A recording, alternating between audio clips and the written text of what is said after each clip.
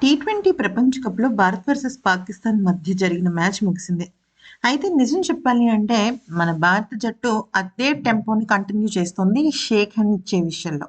కేవలం మ్యాచ్ గెలిస్తేనే పనైపోదు. భారత జట్టు కొన్ని విలువలని, కొన్ని విషయాల్ని మనసులో ఖచ్చితంగా గుర్తుపెట్టుకుంటుంది. అవమానాలని రిటర్న్ ఇవ్వటంలో భారత్ నెక్స్ట్ లెవెల్ గేమ్ ఆడుతుంది. అయితే ఇక భారత్ ఏంటంటే మన భారత జట్టు టీ20 కెప్టెన్ అయిన సూర్యకుమార్ యాదవ్ షేక్ హ్యాండ్ ఇచ్చే విషయంలో వెనక్కి తగ్గము అని చెప్పాడు. ఆసియా కప్ టైంలో షేక్ హ్యాండ్ ఇవ్వకపోవటం అనేది చాలా పెద్ద దుమారానికి దారితీశారు ఈ పాకిస్తాన్ వాళ్ళు. సో ఆ సమయంలో ఎంత ఒత్తిడి తీసుకొచ్చినా ఐసీసీ వాళ్ళు కానీ, బీసీసీఐ వాళ్ళు కానీ ఎంతమంది ఏం చేసినా కూడా భారత జట్టు షేక్ హ్యాండ్ ఇచ్చే విషయంలో వెనక్కి తగ్గేదే లేదు అన్నట్టుగానే ఇచ్చేశారు. అయితే పిచ్‌ని బాగా పట్టుకొని టర్న్ అవుతున్న పరిస్థితుల్లో మన భారత జట్టు బౌలింగ్‌లోను, బ్యాటింగ్‌లోను చాలా అద్భుతమైన ఇచ్చేశారనమాట. సరే అదంతా బానే ఉంది. ఇప్పుడు మ్యాటర్ ఏంటి అనేది గనుక చూస్తే చాలా పెద్ద విషయం జరిగింది. మ్యాచ్‌కు ముందు ఐసీసీ ప్రీ మ్యాచ్ షోలో సంజనా గణేషన్ సమక్షంలో వాసిం అక్రమ్‌తో రోహిత్ శర్మ స్నేహపూర్వకంగా మాట్లాడారు. అయితే భారత్ వర్సెస్ పాకిస్తాన్ జట్ల మధ్య నో హ్యాండ్ షేక్ విధానం అమల్లో ఉన్న సమయంలో ఇటువంటి షేక్ హ్యాండ్, హగ్ చేసుకోవటం అందులోనూ పాకిస్తాన్ ఎక్స్ ప్లేయర్ వాసిం అక్రమ్ విషయాల్లో ఇలా జరగడం చాలా వివాదాస్పదంగా మారింది. గత ఏడాది ఆసియా కప్ సమయంలో పెహల్గాం ఉగ్రదాడి నేపథ్యంలో సంఘీభావంగా ఉన్న భారత్ చేతులు కలపడం ఆపేసింది.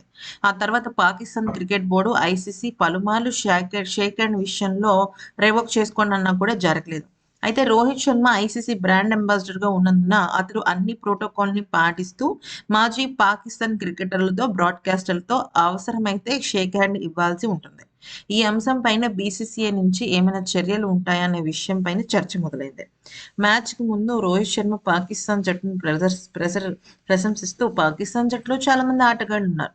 భారత జట్టు క్యాంపును సందర్శించిన రోహిత్ ఆటగాళ్లను, సహాయ సిబ్బందిని చిరునవ్వుతో పలకరించాడు. అంతేకాదు ట్రోఫీతో మైదానానికి వెళ్లి జట్టు జాతీయ గీతాల కోసం నిలబడే ముందు ట్రోఫీని ప్రదర్శించాడు. జాతీయ గీత సమయంలో మైదానంలో నిలబడి దేశభక్తిని చాటుకున్నాడు. ఇంతకు మునుపు ముంబై వాంఖేడే స్టేడియంలో కూడా భారత్ వర్సెస్ అమెరికా మ్యాచ్‌లో కూడా రోహిత్ కనిపించాడు. టాస్ గెలిచి పాకిస్తాన్ కెప్టెన్ సల్మాన్ అలీ ఆగా భారత్‌ను ముందుగా బ్యాటింగ్ ఆహ్వానించాడు. అయితే దీనిపైన అసలు రోహిత్ శర్మను కూడా ఇప్పుడు కొంతమంది ఎందుకిలా చేశాడు అనేసి అంటున్నారు. ఫ్రెండ్స్ ఇక్కడ మన భారత జట్టు కెప్టెన్‌గా ఇప్పుడు రోహిత్ శర్మ వ్యవహరించటం లేదు. మన భారత జట్టు కెప్టెన్‌గా ఇప్పుడు టీ20 కెప్టెన్‌గా సూర్య వ్యవహరిస్తున్నాడు కాబట్టి భారత జట్టు తరఫున సూర్య ఆ పని చేశాడు. కానీ ఐసీసీ తరఫున అంటే ఇంటర్నేషనల్ క్రికెట్ కౌన్సిల్ తరఫున రోహిత్ శర్మ వచ్చాడు కాబట్టి రోహిత్ శర్మకి ఇవన్నీ వర్తించవు. ఇవన్నీ ఎందుకు వర్తించవు అంటే తను ఇంటర్నేషనల్ పరంగా అక్కడ రిప్రజెంట్ చేస్తున్నాడు. మన భారత్ తరఫు నుంచి ఒక క్రికెటర్ లాగా. సో, అన్ని దేశాలకు సంబంధించిన క్రికెటర్స్ కొంతమంది అక్కడ రిప్రజెంట్ చేస్తూ ఉంటారు. సో, ఈ క్రమంలో రోహిత్ శర్మ పైన బీసీసీఐ ఎటువంటి చర్యలు తీసుకోదు. కానీ రోహిత్ శర్మ నిన్న షాక్ ఇచ్చాడు. అదేంటి అంటే అక్కడున్న ఆటగాళ్ళకైతే షేక్ హ్యాండ్ ఇవ్వలేదు. ఓకే. ఓన్లీ వాసిం అక్రమ్‌కి మాత్రమే షేక్ హ్యాండ్ ఇచ్చాడు.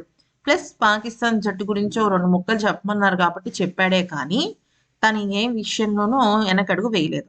అలాగే మన భారత జట్టు ఆటగాళ్ళు ఏ రకంగా అయితే నిర్ణయం తీసుకున్నారో దాన్ని ఫాలో అవుతూ వచ్చాడనమాట. ఈ వీడియో నచ్చితే లైక్ చేసి సబ్స్క్రైబ్ చేసుకోండి.